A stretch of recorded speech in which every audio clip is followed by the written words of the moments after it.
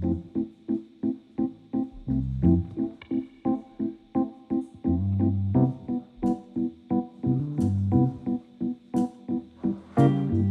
guys, welcome back to the Den podcast, where we interview, I interview movers and shakers in the San Diego music scene. And today I have Ayme here. Hello. With Red Thread Society, and we're going to talk a little bit about that and its role in the music scene, and then we'll see where the conversation goes from there. So, welcome, Ayme. Thank you. Thank you so much for having me here today. Yeah, so tell us a little bit about yourself as a person and what you do, and then let's go a little bit into Red Thread Society.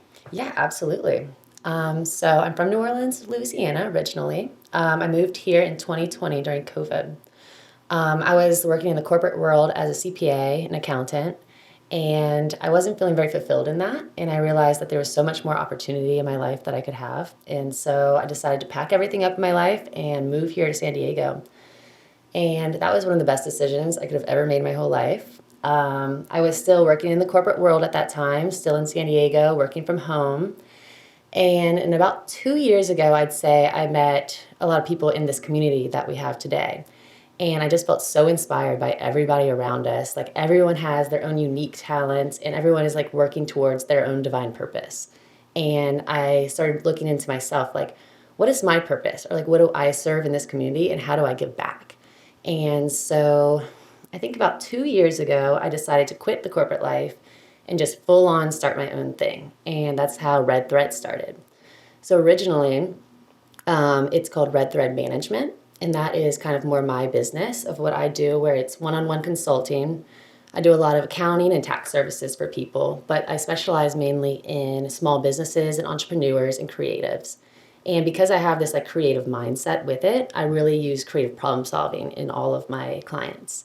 And so I really like that, and it feels really fulfilling that I can just like work with anyone that I really feel aligned with, and feel like I work with businesses that I really enjoy working with. And so I'm pretty excited. What kind of businesses have you worked with in the past? Aside, so you said creatives as well. We'll get to that a little bit more in a minute. But what types of businesses have you worked? Small businesses? Yeah. Some of my longer clients right now is like a snowboard company. He actually built and created his own unique snowboards that ride like surfboards. Interesting. Yeah, and he does all the artwork for the boards, and they look really beautiful. And do you not strap your feet in? You do strap your feet in still, but the way it's shaped and formed, it's like kind of makes you feel like you're riding, like you're surfing the mountain. Oh, that's just really cool. That's unique. Yeah, and he's just like, he went full in on this for himself. He found something that he loved and wanted to build a board that he could share with other people. And I feel like that is a testament to like other businesses that I've worked with. So time and time again, I've been working with people who give back to their communities around us, such as like the Fate in San Francisco. It's a new venue, right? It is. They're a venue, but they're also a kind of like an artist consignment up on the top floor. Oh, cool. And so it's like all these different artists get to come in and like create different walls of their art, and people can come in and buy that stuff for them. It's like the template. So it is. It's like the template, or like Connect that we have in OB as well. I feel like it reminds me of that a lot. Yeah, they actually, there's Jesse Orlando, right? He runs the Fate. He is one of them, yeah. One of the owners. Yeah, and it's just really cool just being able to help people around my community, friends that I have that I see work so hard at these businesses. Because being a business owner, as I know, as you know too, it's like you wear so many different hats. Facts. And you have these skill sets that's why you started this business, And there's the bridge, I feel like, that's missing in this gap, that it's like this financial business side. Like, how do we help people become like more business savvy and business knowledgeable to save money in the long run and business plan to actually be successful in what they're doing? It's like it's like trying to break out of that stereotype of the starving artist. Exactly. Yeah. Yes. I've actually been writing a booklet about that. Yeah. How far along are you in this book? I have so many projects that I am very ADD. So I'll start a little project and then I'm like, oh wait, let me start doing this as well.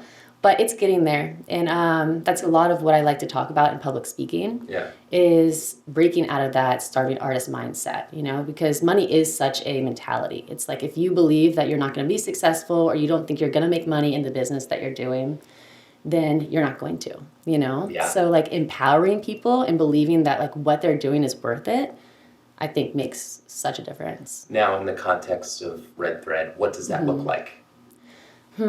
Yeah. So Like, how's your approach to instill that mindset in the people you work with? Yeah, I think education is key.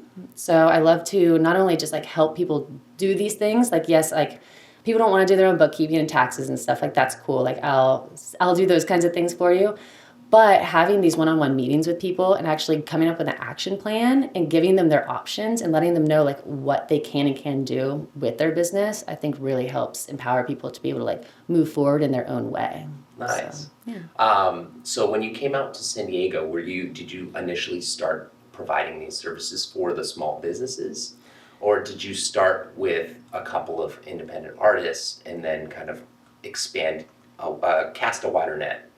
Yeah. So when I originally came to San Diego, I was working for another CPA firm. I feel like, as a lot of people can reconcile with, I think I was bouncing from company to company, doing these different jobs that I did not feel fulfilled doing. I feel like I was doing these mundane bookkeeping, accounting tasks, and I always felt like I was so much more than just an accountant. I was like, I can provide so much more for people, and I've always wanted, the reason I did accounting in the first place, I feel like, was to be business savvy for myself and for others. And coming back around to that, making me realize like, oh, like I should be doing this for people in that way, and like feeling like I can actually make a difference for others. So that's kind of what happened. About 2 years ago, I feel like I was kind of doing some soul searching, and I kind of came into this place where I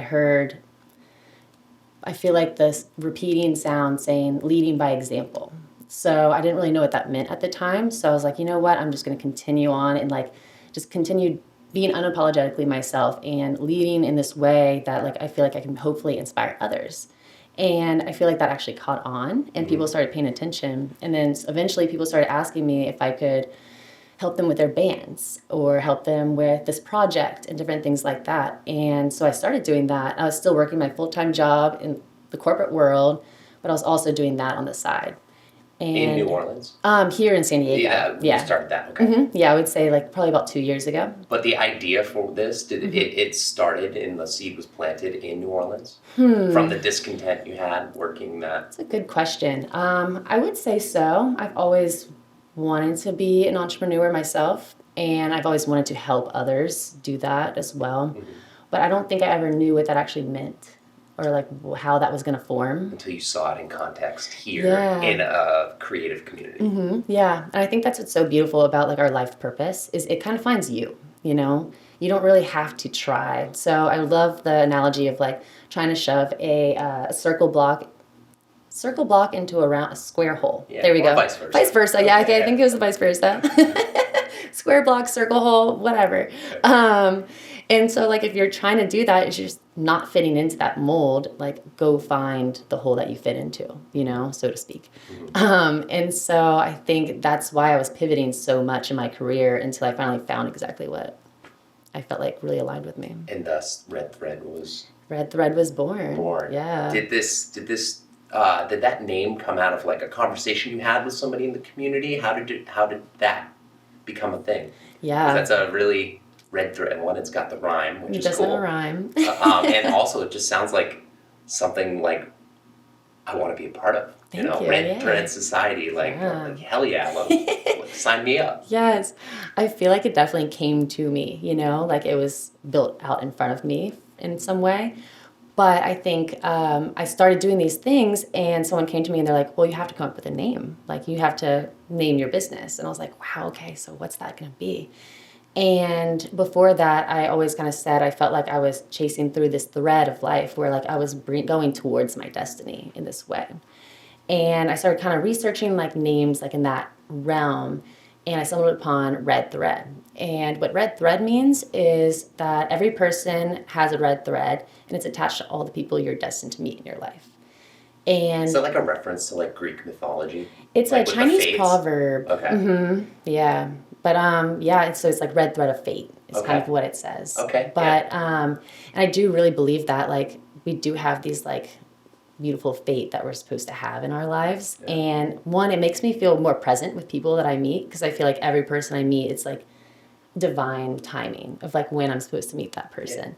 But also I just truly feel that way where I started this thing and I turn around and there's just so many beautiful people like supporting me and respecting what we're doing here. And every step of the way, it's just like everyone has been like right there with us. So I feel like it's kind of this like web that we all weave in this community where we all offer something beautiful and it all comes together. So, in essence, Red Thread Society is kind of showing people that connection, that connectivity. I think so. Yeah. Or like kind of also trying to bring those people together as well, you know, and just like empower them that like, hey, like we can all work together and raise up and elevate as one, you know, we don't all have to have this like rat race all separately. Like we're not meant to do that as humans, I don't think. We're all threads being woven into the same tapestry. Exactly. I love that. I like the metaphor. Yeah. And so Red Thread Management is what kind of started it. Okay. And as I was saying, I kind of was doing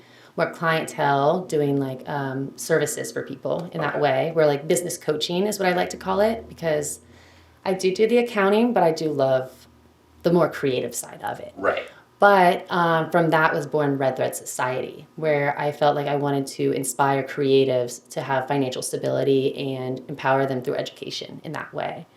And so I still didn't really know what that meant, but having just like this beautiful collective around me, just like coming together and being like, yeah, like we need this, let's do it. And like I couldn't do it without everybody around me, you know, like Red Thread Society is like all of us. It's not just me. Red Thread Management is a little more me one-on-one consulting with people. Okay, well then who's, if it's a group of people, can you introduce some, like who's involved in Red Thread Society? Yeah, of course. Some of these beautiful creatives, I feel like through Same But Different, we all started the Creation Station. And what's so beautiful about that is it came out as just like one concept. My friend Sam Schultz created it. She's our creative director for that. Okay. And she's really who brought us all together in that way. And in this really weird way, I felt like, one, we were creating this like beautiful tornado of just like collaboration. And then one day people started coming up to me and like, oh, like you're going to create an art collective, right? And I was like, I've never said that.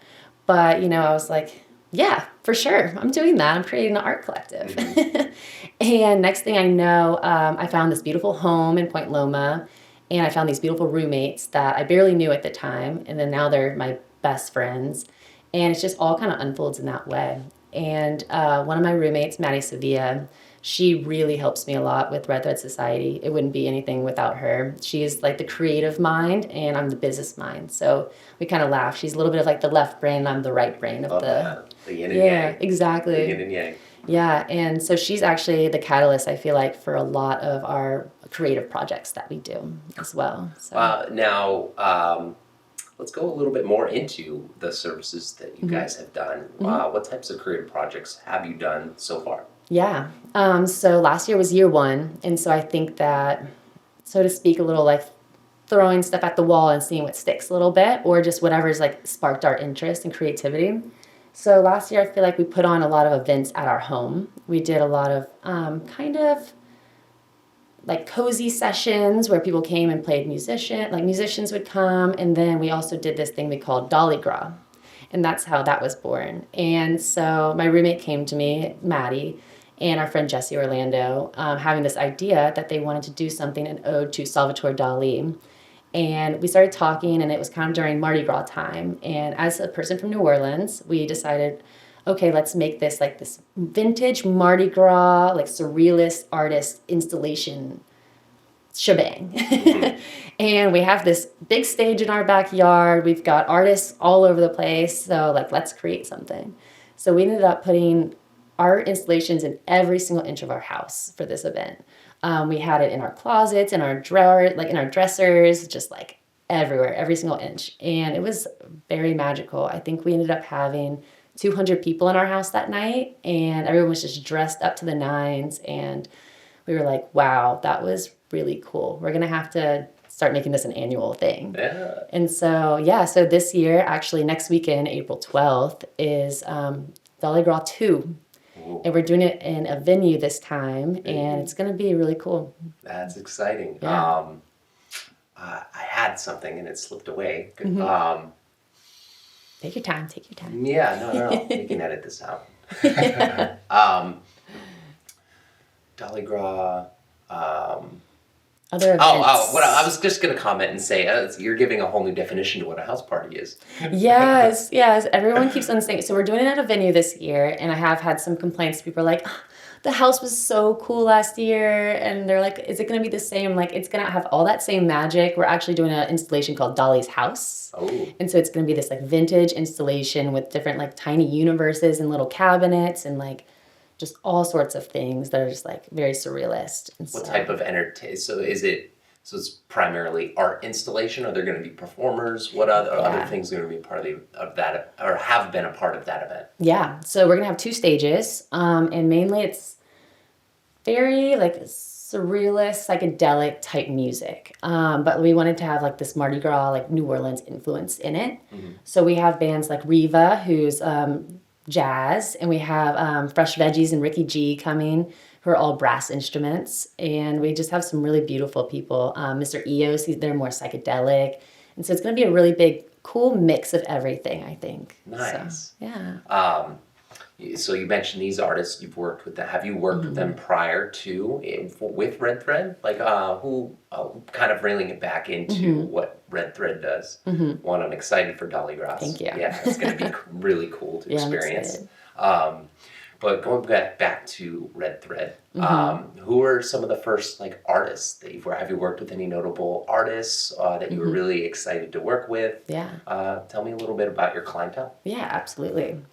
I think what started it was musicians in general. And I will give a shout out. My friend Andy Citron actually was one of the first people. Andy, just did a video shoot with him at Capricorn. I saw that, yeah. Hope you're having fun in Portugal. I know. He's living it up, I'm sure. Yeah. But yeah, he was the first one that like kind of saw me and was like, "Hey, like, do you want to have lunch someday?" And I was like, "Sure, why not?" And he was like, "Would you be my manager? Like, do you want to work together?" And I was like, "I've never done music management before, but I'm really good at project management. When I say I'm going to do something, like I'm really good at following through and have this like professional manner." I'm like, "Sure, let's do it." And so we started together. And it was really fun to experiment and learn how to do those types of things. And then I started kind of helping Half Hour Late plan a tour that they had that year. No way. Yeah, Okay. and then I helped Bryce Neiman a little bit with his band as well. Caravan? Caravan, yeah. So that's kind of when Caravan was becoming born a little bit. I so love we were that. helping with that. Look at where they're at right now. Exactly. They're They're doing all really well. Now, I can't take credit for any of that. That's all of them. But Yeah. I just at least helped guide the way a little bit or doing some Very humble action of you. planning. I respect that.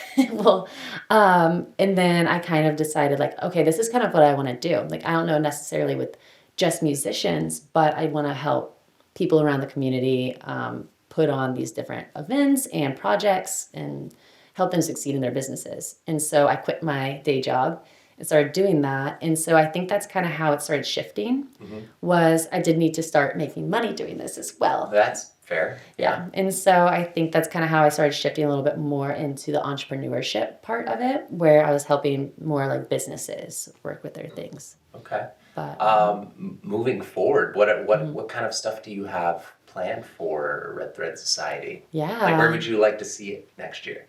Absolutely. I think the main focus when it comes to the events and everything is being more business focused. So last year we did something similar, and I want to continue doing this, and as well with you, doing more of these kinds of events. Yeah. But bringing kind of like a business and professional foot forward for creatives and showing them and like providing those tools for them. So whether that looks like workshops, or I call these things meeting of the minds. I do that once a month where everyone comes either to my house or we can do it at a venue in different locations.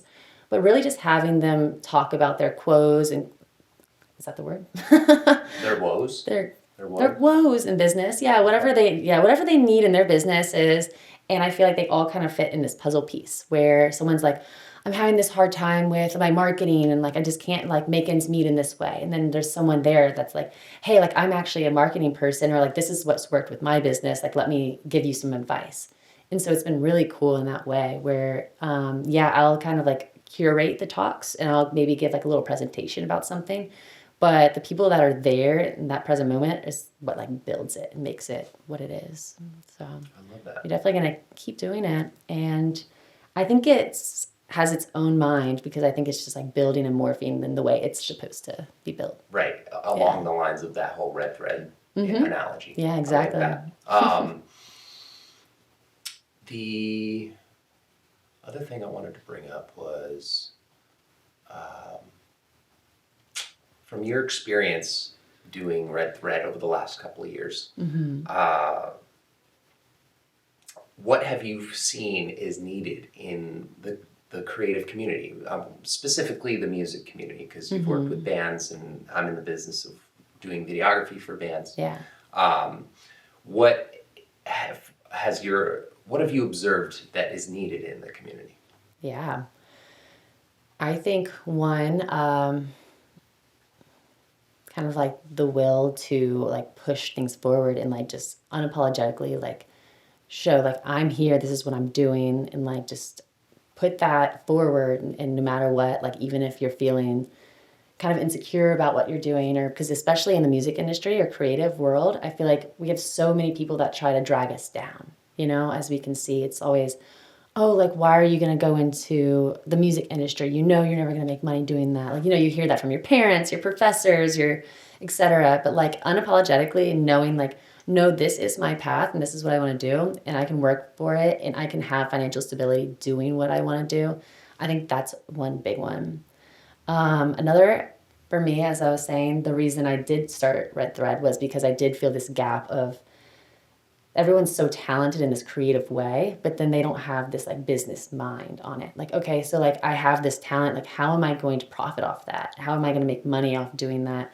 And that's not always the easiest part of it, because like everyone wants to, actually I was talking to a friend last night where he's like, he creates this project and does all this beautiful thing. He creates this asset, that like he can sell this asset now.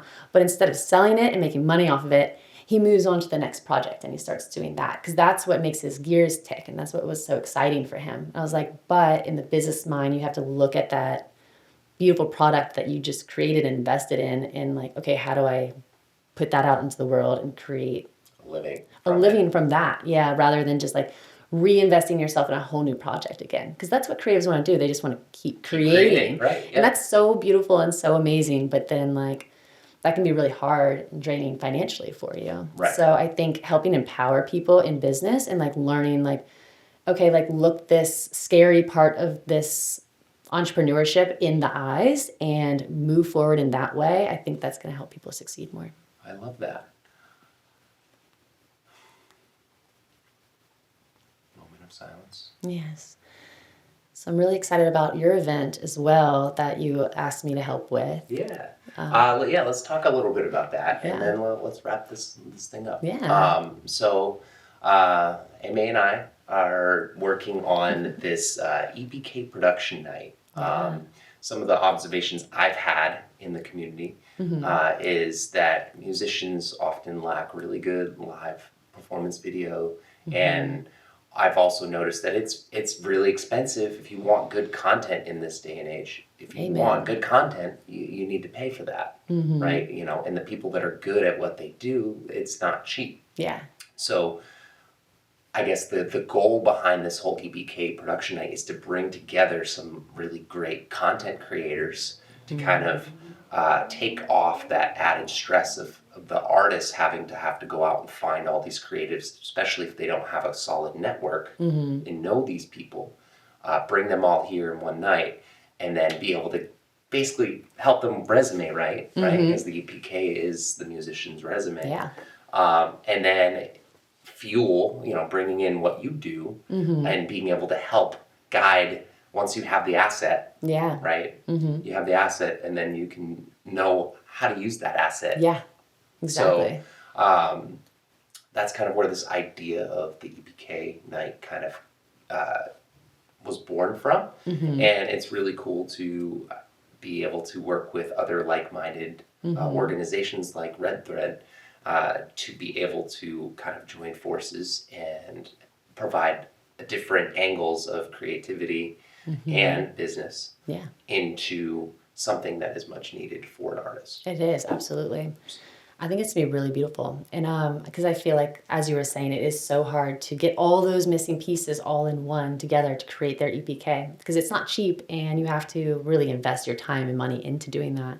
Right. So being able to have this one hearth, so to say, to like come together and just like do all of those things, I think is gonna be really cool. Yeah, it's gonna be a great night. It's gonna Yeah. have multiple stations, one for each part of Mm-hmm.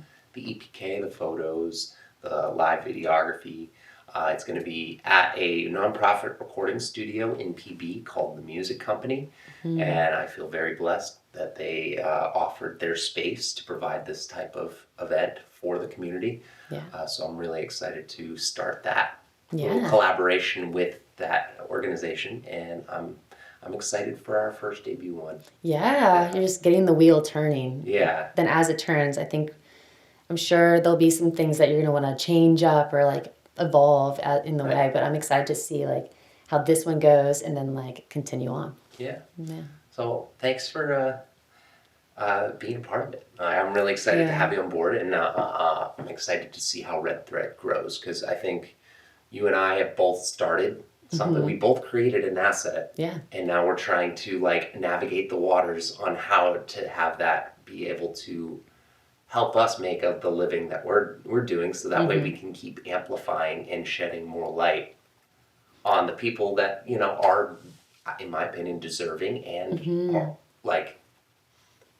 are just awesome. You know, I want to put a spotlight on that. Exactly. You know, San Diego has a really amazing music scene, and I think the more you empower the people in that scene, the more influential and more amplified the scene is, comparable to like why LA has such a notorious thing. Yeah, they have all the record labels there and Hollywood, whatever, but they have a scene because people came there, and then people built the scene around the talent. Yeah.